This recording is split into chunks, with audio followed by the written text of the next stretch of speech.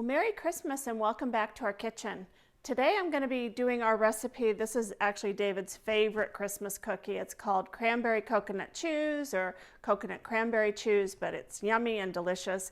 And these are all of the ingredients here that you're going to be using for your coconut cranberry chews. So you're going to use sugar, flour, baker's coconut, vanilla, orange zest, softened butter, baking powder, and of course some cranberries. And I kind of found these new reduced, less sugar cranberries, so I'm going to try it with that this time since we're trying to a little bit watch what we eat. So I'm going to walk on over and preheat our oven to 350. So we're going to take butter, 2 cups of sugar, 2 teaspoons of vanilla, and orange zest to start with, and we're going to get that going ahead in our mixer. So I've got our butter in here. I'm going to go ahead and add 2 cups of sugar. There's 2 cups of sugar to that mixture. I'm also going to add then 2 teaspoons of vanilla. 2 teaspoons of vanilla. And this is the way I use my orange zest. I have this great little grater here and just an orange peel. I'm going to do a little bit extra. I love that orange, fresh orange flavor.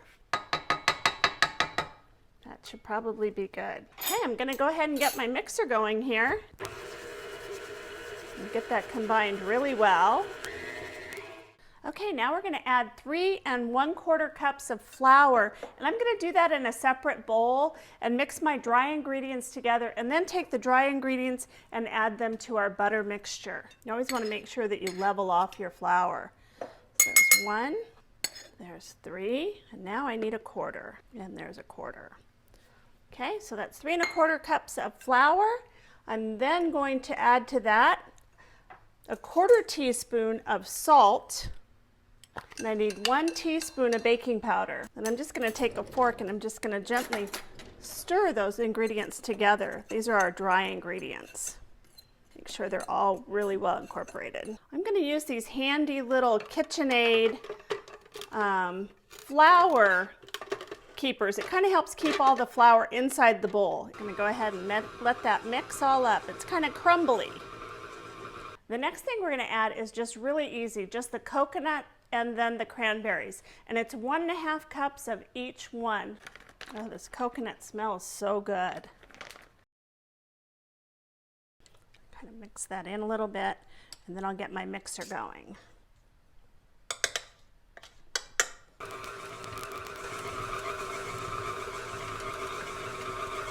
That's it. That looks really good.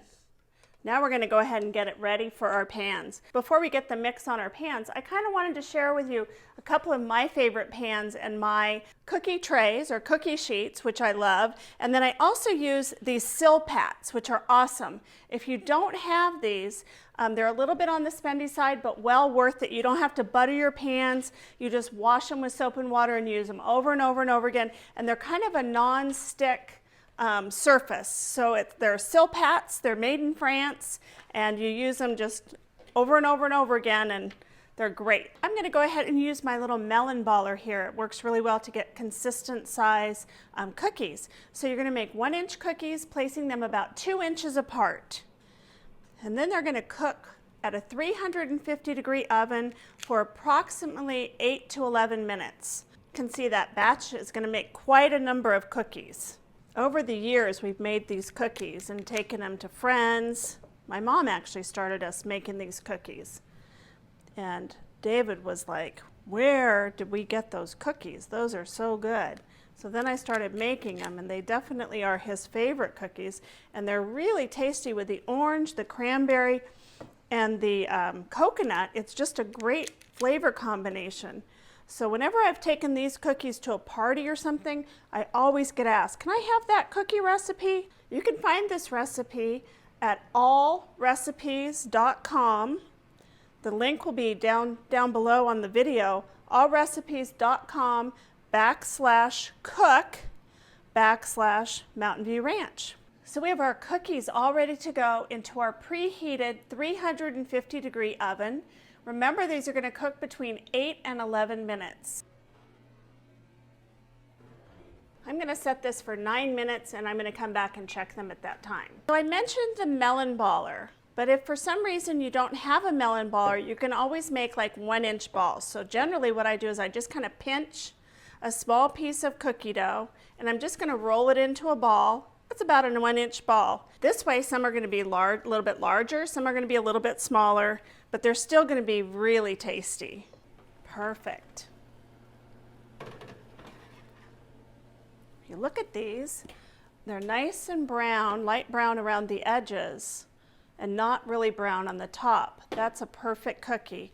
Now we need to let them cool on the tray for about 5 minutes before we transfer them over to our baking racks. Okay, I'm going to go ahead and take these cookies off of this tray and just put them right here on the cooling rack. So the purpose of the cooling rack is to allow airflow, to allow these cookies to cool completely, because you want to cool them completely before you actually package them up. And look at how nice and brown those cookies are. They're not burnt, they're perfectly colored on the outside and on the inside. These are going to be really delicious cookies. I'm going to take this and I'm going to bring it right over here to our cookie platter, which we have right here. So 5½ dozen of these great little coconut cranberry chews.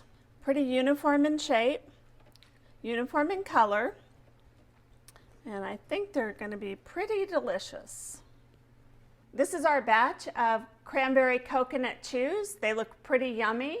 So you can get this recipe at allrecipes.com/cook/Mountain View Ranch. So our next recipe is going to be an appetizer called taco tartlets. Stay tuned. That is one delicious recipe.